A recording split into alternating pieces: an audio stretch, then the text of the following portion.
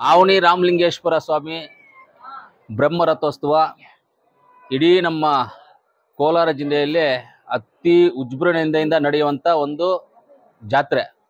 ಅದರಲ್ಲೂ ಕರ್ನಾಟಕದಲ್ಲಿ ಒಂದು ಎರಡನೇ ಮೂರನೇ ಜಾತ್ರೆ ಅನ್ಬೋದು. ಇದನ್ನು ಅತಿ ಹೆಚ್ಚು ಜನ ಸೇರೋದು ದನಗಳ ಜಾತ್ರೆ, ಅಂಗಡಿಗಳು, ಆಮೇಲೆ ಎಲ್ಲ ರೀತಿಯಾದಂಥ ಎಲ್ಲ ಕಡೆಯಿಂದ ತಮಿಳುನಾಡು, ಆಂಧ್ರ ಪ್ರದೇಶ, ತೆಲಂಗಾಣ ಕಡೆಯಿಂದನೂ ಈ ಜಾತ್ರೆಗೆ ಈ ಮನೆ ದೇವರಿದ್ದಾರೆ. ಇವರು ಎಲ್ಲ ಜಾತ್ರೆಗೆ ಬರ್ತಾರೆ.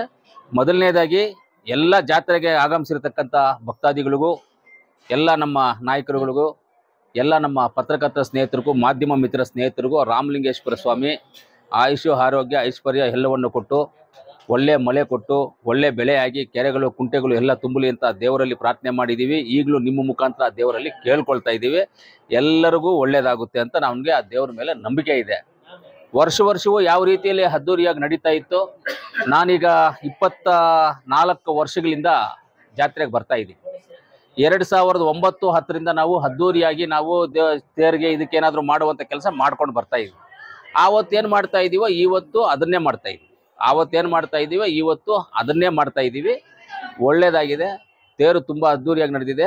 ಎಲ್ಲ ಗ್ರಾಮಸ್ಥರು, ನಮ್ಮ ಮುಳಬಾಗಿಲು ತಾಲೂಕು ಆಡಳಿತ ಎಲ್ಲ ಒಳ್ಳೆ ಅರೇಂಜ್ಮೆಂಟ್ಸ್ ಮಾಡಿಕೊಂಡು ಒಳ್ಳೆ ಕ್ಲೀನಾಗಿ ಆಗಿದೆ.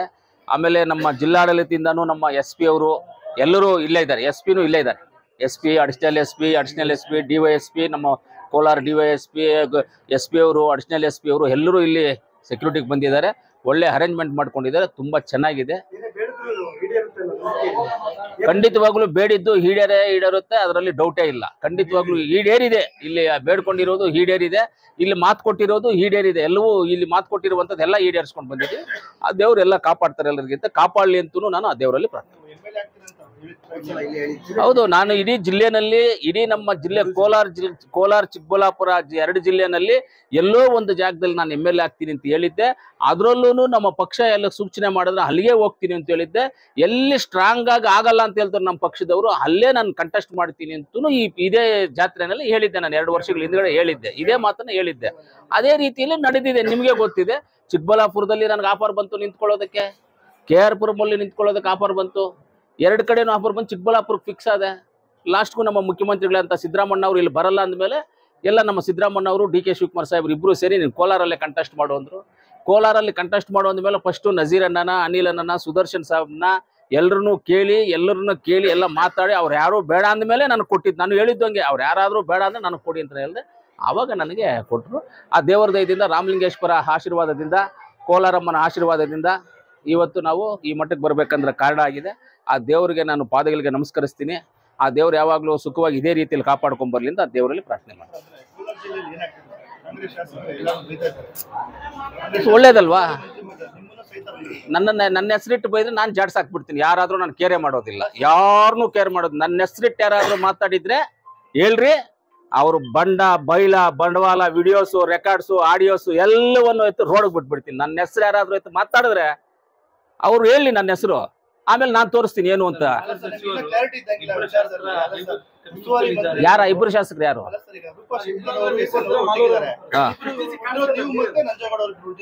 ಹೌದು, ಇಲ್ಲ ನಾವೇಂತ ಕ್ಲಾರಿಟಿ, ಅವ್ರಿಬ್ರೇ ಇರ್ಬೇಕು. ಅವ್ರು ಹೇಳಿರೋದು ಅವ್ರಿಬ್ರೇ ಇರ್ಬೇಕು. ಅವ್ರು ಹೇಳಿದಾರಲ್ಲ, ಇಬ್ಬರು ಶಾಸಕರ ಕೈ ಇದೆ. ಅದು ಯಾರು ಹೇಳಿದಾರೋ ಅವ್ರಿಬ್ರೇ ಇರ್ಬೇಕು. ನಮ್ಗಂತೂ ಅದೇನಿಲ್ಲ.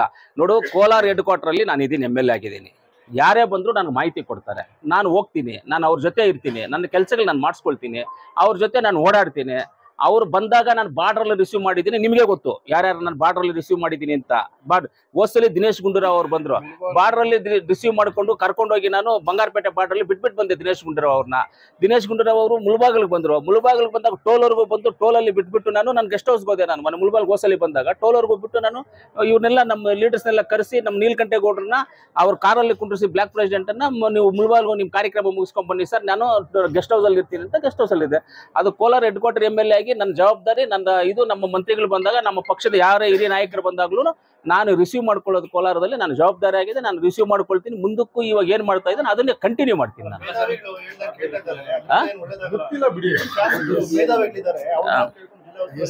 ನನಗಿಂತ ಮೇಧಾವಿಗಳು ಯಾರು ಇಲ್ಲ ಅಂತ ನನಗೆ ಅನ್ಕೊಳ್ತೀನಿ. ನನಗೆ ಹೇಳ್ಕೊಡುವಂಥದ್ದು ಯಾರು ಇಲ್ಲ. ನನಗೆ ಯಾರು ಹೇಳ್ಕೊಟ್ರು ನಾನು ಅದನ್ನು ಕೇಳೋದು ಇಲ್ಲ. ನನಗಿಂತ ಮೇಧಾವಿಗಳು ಇದ್ದಾರೆ ಅಂತ ನಾನು ಅನ್ಕೊಳ್ಳೋದಿಲ್ಲ. ಇರ್ಬೋದೇನೋ ಗೊತ್ತಿಲ್ಲ. ಯಾರು ಹೊಟ್ಟೆ ನೋವು ನಿನಗ ನನಗ? ಹೊಟ್ಟೆ ನೋವು ಯಾರಿಗೆ ಹೇಳ್ರಿಗು? ಹೊಟ್ಟೆ ನೋವು ಯಾರಿಗೆ?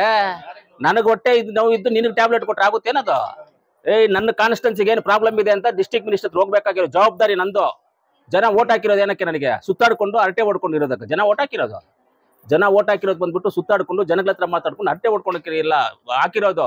ಜನ ಓಟ್ ಹಾಕಿರೋದು ಈ ತಾಲೂಕಲ್ಲಿ ಏನು ಸಮಸ್ಯೆ ಇದೆ, ನಿನಗೇನು ಅವಶ್ಯಕತೆ ಇದೆ, ನಿನಗೇನು ಪ್ರಾಬ್ಲಮ್ ಇದೆ, ಅದನ್ನ ಬಂದ್ಬಿಟ್ಟು ಜಿಲ್ಲಾ ಉಸ್ತುವಾರಿ ಮಂತ್ರಿ ಹತ್ರ ಹೋಗಿ ನಾವು ಮಾತಾಡಿ ಆ ಜವಾಬ್ದಾರಿನ ಆ ಕೆಲಸವನ್ನ ಮಾಡಿಸ್ಕೊಳ್ಳೋ ಬರುವಂತ ಜವಾಬ್ದಾರಿಗೋಸ್ಕರ ಜನ ಓಟ್ ಹಾಕಿರೋದು. ನಮಗೆ ಮಾತಾಡೋಕ್ಕೋಸ್ಕರ ಅಲ್ಲ ಓಟ್ ಹಾಕಿರೋ ಜನ. ಆ ಜವಾಬ್ದಾರಿಯನ್ನ ನಾನು ಮಾಡಿದ್ದೀನಿ. ಆ ಜವಾಬ್ದಾರಿಯನ್ನ ನಾನು ಜನ ಏನು ಓಟ್ ಕೊಟ್ಟಿದ್ದಾರೆ, ಜನ ಏನ್ ಮಾಡಿದ್ದಾರೆ, ಆ ಜನಕ್ಕೆ ಋಣ ತೀರ್ಸ್ಕೊಳ್ಳೋಕ್ಕೋಸ್ಕರ ನಾನು ಉಸ್ತುವಾರಿ ಮಂತ್ರಿ ಅವ್ರನ್ನ ಬೆಳಗ್ಗೆನೂ ಬಿಟ್ಟಿಲ್ಲ, ರಾತ್ರಿನೂ ಬಿಟ್ಟಿಲ್ಲ. ಸಿಎಂ ಅವ್ರ ಮನೆಗೆ ಬೆಳಗ್ಗೆನೂ ಬಿಟ್ಟಿಲ್ಲ, ರಾತ್ರಿ ಬಿಟ್ಟಿಲ್ಲ. ಡೆಪ್ಟಿ ಸಿಎಂ ಅವ್ರನ್ನ ಬೆಳಗ್ಗೆ ಬಿಟ್ಟಿಲ್ಲ, ರಾತ್ರಿ ಬಿಟ್ಟಿಲ್ಲ. ಅವ್ರ ಹಿಂದೆ ಬಿದ್ದು ಕಾಲ್ಗಳು ಹಿಡ್ಕೊಂಡು ಕೈಗಳು ಹಿಡ್ಕೊಂಡು ನನ್ಗೆ ಏನ್ ಬೇಕೋ ಆ ಕೆಲಸಗಳನ್ನ ನಾನು ಮಾಡಿಸ್ಕೊಳ್ತಾ ಇದ್ದೀನಿ. ನಮ್ಮ ಮನೆಯಲ್ಲಿ ಪ್ರಾಬ್ಲಮ್ ಬೇರೆಯವ್ರಿಗೆ ಹೆಂಗ್ ಗೊತ್ತಾಗುತ್ತೆ? ನೀನ್ ಹೇಳಪ್ಪ. ಇರಿ, ನಾನು ಹೇಳೋದು ಕೇಳ್ಬಿಡ್ರಿ. ನಮ್ಮ ಮನೆಯಲ್ಲಿರೋ ಪ್ರಾಬ್ಲಮ್ ಬೇರೆಯವ್ರಿಗೆ ಹೆಂಗ್ ಗೊತ್ತಾಗುತ್ತೆ? ಹೌದು, ಮಾತಾಡ್ಲಿ.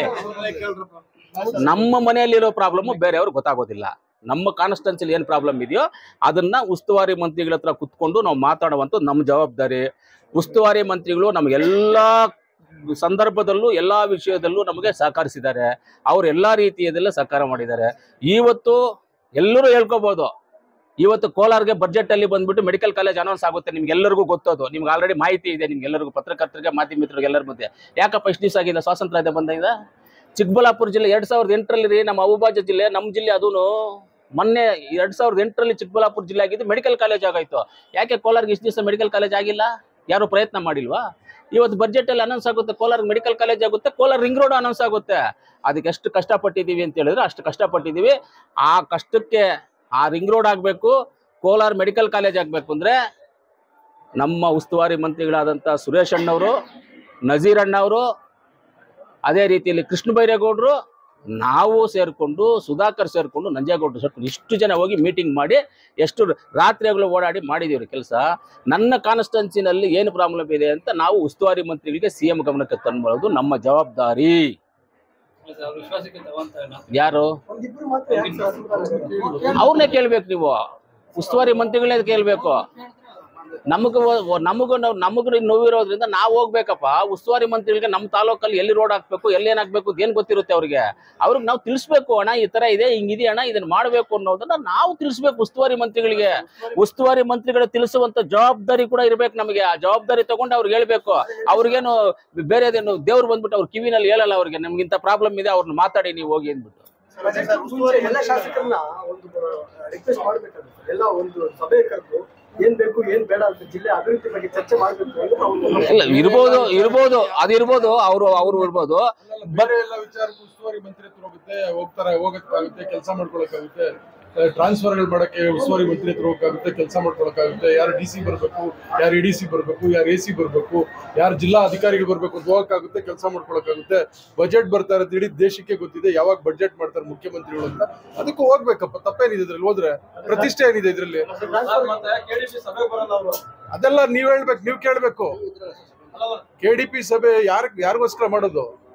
KDP ಸಭೆ 3 ತಿಂಗಳಿಗೊಮ್ಮೆ ಮಾಡೋದು. ಸರ್ಕಾರದ ಯೋಜನೆಗಳನ್ನ ಏನು ಅಧಿಕಾರಿಗಳು ಹಂತದಲ್ಲಿ ಏನು ಅನುಷ್ಠಾನ ಆಗ್ತಾ ಇದೆಯಾ ಇಲ್ವಾ, ಉಪಯೋಗ ಆಗ್ತಾ ಇದೆ ಇಲ್ವಾ ಅಂತ. ಅದಕ್ಕೆ ಬರ್ಲಿಲ್ಲ ಅಂದ್ರೆ ನಾವೇನ್ ಮಾಡೋದಕ್ಕೆ? DCC ಬ್ಯಾಂಕ್ ಚುನಾವಣೆ ಆಗ್ತಿರೋದಕ್ಕೆ ಕೆಲವು ಕಾರಣ ಇದೆ. ನಮ್ಮ ಜಿಲ್ಲೆಯವರು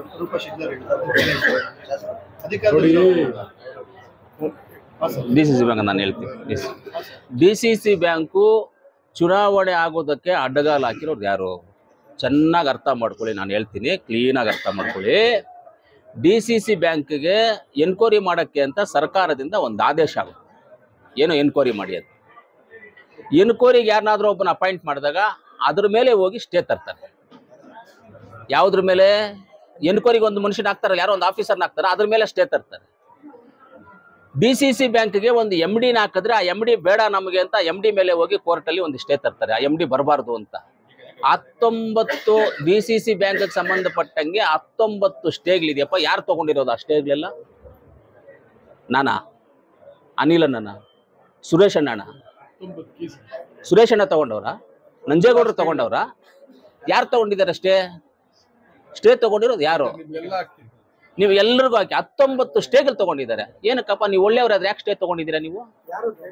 ಯಾರು? ಗೋವಿಂದಗೌಡ್ರೆ ತಗೊಂಡಿರೋದು, ಗೋವಿಂದಗೌಡ್ರೆ ತಗೊಂಡಿರೋದು. ಅವರೇ ಎಲ್ಲ ಸ್ಟೇಗಳು ತಗೊಂಡಿದ್ದು. ನಾವೆಲ್ಲ ಅವ್ರ ತರ ನಾವೇನ್ ಬಂದ್ಬಿಟ್ಟು ಗುಬ್ಳೆಗಳೆಲ್ಲ ನಾವು ಇರೋದನ್ನ ಹೇಳ್ತೀವಿ ಡೈರೆಕ್ಟ್ ಆಗಿ. ನಿಮಗೂ ಫೋಟೋಗಳು ವಿಡಿಯೋಗಳು ಕೊಡ್ತೀವಿ. ಕೋರ್ಟ್ಗಳ ಹತ್ರ ಕುತ್ಕೊಂಡು ಮರಗಳಗಡೆ ಕುತ್ಕೊಂಡು ಏನೇನ್ ಮಾಡ್ತಾ ಇದ್ರು ಅಂತ ಬೇಕಂದ್ರೆ ಫೋಟೋಸು ವಿಡಿಯೋಸು ಕಳಿಸ್ತೀನಿ ರೀ ನಿಮ್ಗೆಲ್ಲ. ಗೋವಿಂದಗೌಡ್ರ ಅಂತ ಒಳ್ಳೆ ಮನುಷ್ಯ ಆದ್ರೆ ನೀನು ಏನು ಅವ್ಯವಹಾರ ನಡೆದಿಲ್ಲ ಅಂತ ಹೇಳಿದ್ರೆ ಸ್ಟೇಗ್ ಲೆಕ್ಕಪ್ಪ ತಗೊಳ್ತಿ. ಎನ್ಕ್ವೈರಿಗೆ ಬಿಡು, ಎನ್ಕ್ವೈರಿಗೆ ಬಿಡಪ್ಪ. ನೀನು ಒಳ್ಳೆಯವನು, ನಾನು ಒಪ್ಕೊಳ್ತೀನಿ, ನಿಜ ನೀನು ಒಳ್ಳೆಯವನು. ಯಾಕೆ ಸ್ಟೇಗಳು ತಗೊಂಡಿದ್ದೀರಾ? ಎನ್ಕ್ವೈರಿ ಮಾಡೋದಕ್ಕೆ ಎನ್ಕ್ವೈರಿ ಆಫೀಸರ್ನ ಹಾಕ್ದ ನೀವು ಸ್ಟೇ ತಗೊಳ್ತೀರಾ? 19 ಸ್ಟೇ. ಎಷ್ಟು ನಿಮ್ಮ ಬಾಯಿಂದ ಒಂದ್ಸಲ ಹೇಳ್ರಿ ಅದನ್ನ. 19 ಅನ್ನೇ 19 ಸ್ಟೇಗಳು ತಗೊಂಡಿದ್ದೀರಾ. ಯಾಕೆ ತಗೋಬೇಕು ಸ್ಟೇಗಳು? ಹಂಗೆ ನೀವು ಎನ್ಕ್ವೈರಿ ಮಾಡೋದು, ಎನ್ಕ್ವೈರಿ ಆಫೀಸರ್ ಹಾಕಿದಾಗ ಎನ್ಕ್ವೈರಿ ಆಗ್ಲಿ. ನೀವು ತಪ್ಪು ಮಾಡಿಲ್ಲ, ಎಸ್ ರೈಟ್ ಅಕ್ಸೆಪ್ಟೆಡ್, ನೀವು ತಪ್ಪು ಮಾಡಿಲ್ಲ, ಎನ್ಕ್ವೈರಿ ಮಾಡ್ಲಿ ಬಿಡಿ. ನನಗೆ ಏನಾಗಿದೆ ಅಂತ ನನ್ಗೆ ಗೊತ್ತಿಲ್ಲ. ನಾನೇನು DCC ಬ್ಯಾಂಕ್ ಅಲ್ಲಿ ಇರ್ಲಿಲ್ಲ, DCC ಬ್ಯಾಂಕ್ ಅಲ್ಲಿ ಹೋಗಿಲ್ಲ. DCC ಬ್ಯಾಂಕ್ ಡೈರೆಕ್ಟರ್ಸ್ ಇಬ್ರು ಇದ್ದಾರೆ, ಇಲ್ಲಿ ಇಬ್ರು ಇದ್ರು DCC ಬ್ಯಾಂಕ್ ಡೈರೆಕ್ಟರ್ಸ್. ಆಯ್ತಾ? ಇಬ್ರು ಇದ್ದಾರೆ, ಇವರು ನೀಲಕಂಠೇಗೌಡರು ಇದ್ದಾರೆ, ಅನಿಲ್ ನಾನು ಇದ್ದಾರೆ, ಇಬ್ರು ಇದ್ದಾರೆ. DCC ಬ್ಯಾಂಕ್ ಅಲ್ಲಿ ಅವ್ಯವಹಾರ ನಡೆದಿದೆಯೋ ಇಲ್ವೋ ನನಗೆ ಗೊತ್ತಿಲ್ಲ, ನಾನು ಹೇಳೋದು ಇಲ್ಲ. ಎನ್ಕ್ವೈರಿಗೆ ಹಾಕಿದಾಗ ಯಾಕೆ ನೀವು ಸ್ಟೇ ತಗೊಂಡ್ಬರ್ತೀರಾ? ಅಲ್ಲಿಗೆ ನೀವು ತಪ್ಪು ಮಾಡಿದೀರ ಅಂತ ನಾವು ಅನ್ಕೊಳ್ತೀವಿ. ಹಂಗಾದ್ರೆ ಸ್ಟೇಗಳೆಲ್ಲ ವೆಕೆಟ್ ಮಾಡ್ಸ್ಕೊಂಡ್ ಬನ್ನಿ. ಎನ್ಕ್ವೈರಿ ಆಗೋದಾಗ್ಲಿ, ಎಲ್ಲ ಆಗ್ಲಿ. ಇಷ್ಟೊತ್ತಿಗೆ ಎನ್ಕ್ವೈರಿಗೆಲ್ಲ ಆಗಿತ್ತು. ಕೋರ್ಟ್ ಅಲ್ಲಿ ಹೋಗಿ ಸ್ಟೇ ಇರೋದ್ರಿಂದ ಎಲೆಕ್ಷನ್ ಆಗಿಲ್ಲ. ಯಾರು? ಹೌದು, ಮಾಡ್ಲಿ ತನಿಖೆ. ಯಾರು ಇಬ್ರು ಕೋಮಲಲ್ಲಿ ತನಿಖೆ ಆಗಬಾರ್ದು ಅಂತ ಯಾರಾದ್ರೂ ಸ್ಟೇ ತಗೊಂಡಿದ್ದಾರಾ? ಕೋರ್ಟ್ಗೆ ಹೋಗಿದ್ದಾರಾ? ನೋ, ಕೋರ್ಟ್ಗೆ ಹೋಗಿಲ್ಲ. ಯಾರು ಹೋಗೋದು ಬಿಟ್ಬಿಡಿ, ಹೋಗ್ತಾನೂ ಇಲ್ಲ. ತನಿಖೆ ಆಗ್ಲಿ, ನಾವು ಒತ್ತಾಯ ಮಾಡ್ತೀವಿ. ಕೋಮಲ್ ಎಲ್ಲನಾದ್ರೂ ಅವ್ಯವಹಾರ ನಡೆದಿದ್ರೆ ತನಿಖೆ ಆಗಬೇಕು. ಆ ತನಿಖೆ ಆಗಿ ಅದನ್ನ ಯಾರು ತಪ್ಪು ಮಾಡಿದ್ರೆ ಅವ್ರು ಅನುಭವಿಸ್ಬೇಕು ಅಂತ ನಾವ್ ಹೇಳ್ತೀವಿ. ಹೌದು, ಎರಡೂ ಆಗ್ಲಿ, ಯಾವ್ದಾಗ್ಲಿ ಸರ್. ನಮ್ಮ ಸಮಸ್ಯೆಗಳ್ರಿ, ನಮ್ಮ ಜನ ಸಮಸ್ಯೆ ರೀ, ನಮ್ಮ ರೈತರ ಸಮಸ್ಯೆ ರೀ ಎರಡು. DCC ಬ್ಯಾಂಕ್ ಎರಡು ನಮ್ಮ ರೈತರ ರಕ್ತ, ರೈತರ ಕಷ್ಟ ಕಟ್ಟಿರೋದ ಸಮಸ್ಯೆಗಳನ್ನ ಬೆವರಲ್ಲಿ ಕಟ್ಟಿರೋದು. ಯಾರೇ ತಪ್ಪು ಮಾಡಿದ್ರು ಆ ರಾಮಲಿಂಗೇಶ್ವರ ಸ್ವಾಮಿ ಹತ್ರ ಕೇಳ್ಕೊಳ್ತೀನಿ. ಆ 2 ಸಂಸ್ಥೆನಲ್ಲಿ ಯಾರಾದ್ರೂ ತಪ್ಪು ಮಾಡಿ ದುಡ್ಡು ತಿಂದು ಏನಾದ್ರೂ ಆಗಿದ್ದೆ ಅವರಿಗೆ ಕುಷ್ಠರೋಗ ಬರ್ಲಿ, ಹಾರ್ಟ್ ಅಟ್ಯಾಕ್ ಬರ್ಲಿ, ಶುಗರ್ ಬರ್ಲಿ, BP ಬರ್ಲಿ, ಕ್ಯಾನ್ಸರ್ ಬರ್ಲಿ, ಬ್ರೈನ್ ಟ್ಯೂಮರ್ ಬರ್ಲಿ, ಅವ್ರಿಗೆ ಎಲ್ಲವೂ ಬರ್ಬೇಕು. ಯಾರಾದ್ರೂ ಅದ್ರಲ್ಲಿ ದುಡ್ಡು ತಿಂದಿರೋರಿಗೆ, ಅವ್ಯವಹಾರಗಳು ಮಾಡಿದ್ರೆ ಇದೆಲ್ಲ ಬರ್ಲಿ ಅವ್ರಿಗೆ. ಕೋರ್ಟ್ ಅಲ್ಲಿ ಸ್ಟೇ ವೆಕಟ್ ಮಾಡಕ್ ಹೇಳ್ರಿ ಫಸ್ಟ್. ಅವ್ರನ್ನ ಸ್ಟೇ ನನ್ ತಗೊಂಡು ಕೇಸ್ ವಾಪಸ್ ತಗೊಳಕ್ ಹೇಳ್ರಿ. ಎನ್ಕ್ವೈರಿ ಆಗ್ಲಿ DCC ಬ್ಯಾಂಕ್ ಎನ್ಕ್ವೈರಿ ಆಗ್ಲಿ. ಏನೇನಿದೆ ಎಲ್ಲ ಎನ್ಕ್ವೈರಿ ಆಗ್ಬಿಲ್ಲ ಒಂದ್ ಕಡೆಯಿಂದ. ನಮ್ಮ ಹತ್ರನೂ ವಿಡಿಯೋಸ್ ಇದಾವೆ, ಫೋಟೋಸ್ ಇದಾವೆ, ಎಲ್ಲ ಇದಾವೆ. ನಾವು ಎತ್ಕೊಂಡ್ಬಂದು ಕೊಡ್ತೀವಿ ಒಂದ್ ದಿವಸ ಮೀಡಿಯಾಗೆ ನಿಮ್ಗೆ.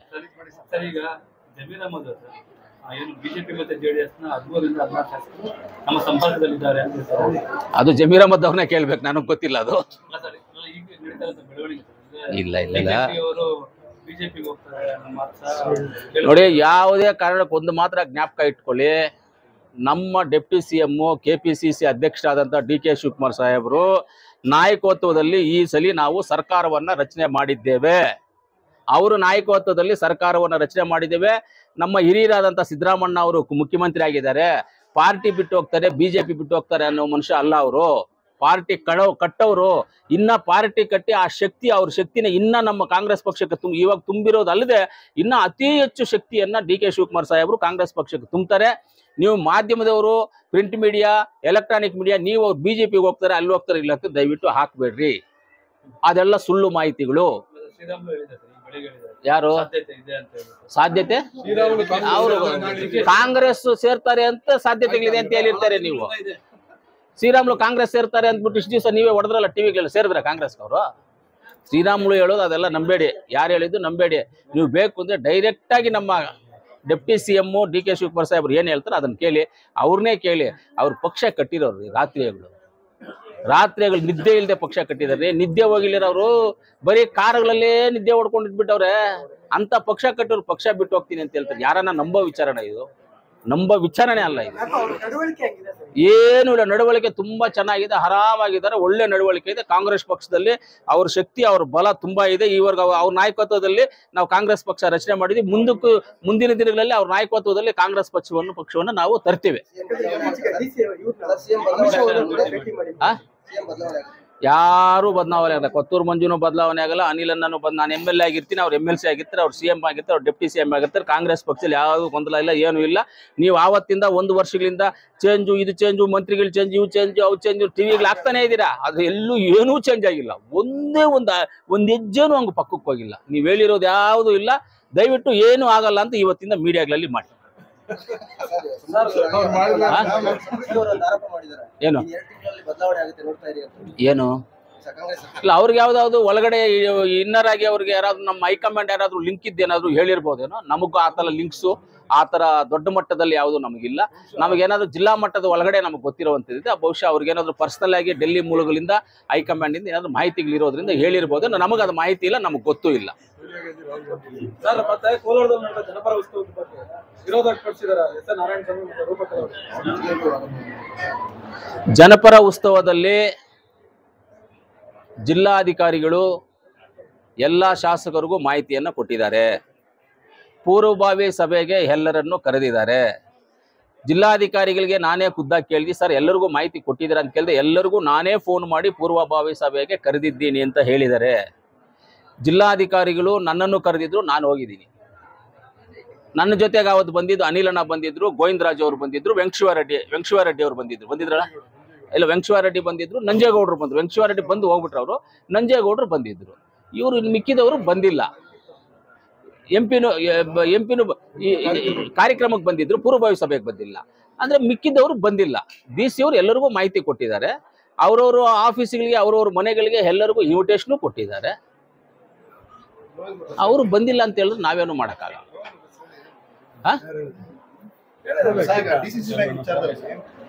ಅಷ್ಟೇ. ಇನ್ನೇನಾದ್ರು ಕೇಳ್ಬೇಕು ಹೇಳ್ರಿ, ಹೇಳ್ತೀನಿ. ಸಾಕಾ?